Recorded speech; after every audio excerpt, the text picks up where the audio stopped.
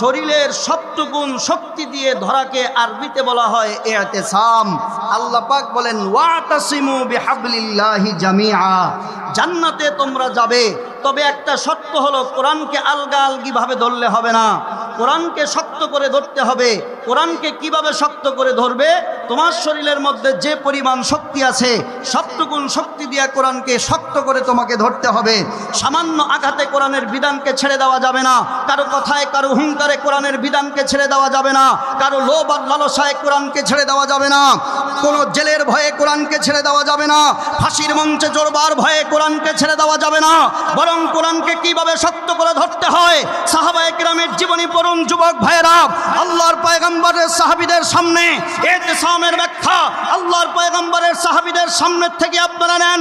সাহাবায়ে কেরামের গর্দান চলে গিয়েছে, কোরআনের বিধান থেকে তারা সরে নাই।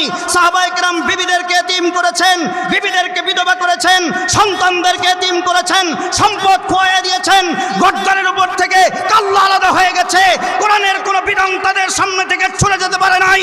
আজও যদি সারা পৃথিবীর মুসলমানেরা কোনো প্রকার ভয় ভীতি না করে প্রত্যেকটা জায়গায় কোরআনকে শক্ত করে ধরে, চোর বাটপার আর নাস্তিকরা ইসলামের কোনো ক্ষতি করতে পারবে না।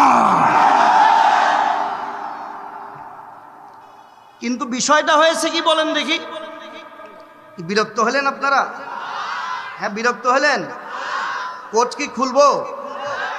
ঠিক আছে, ধরেন একজন হলেন।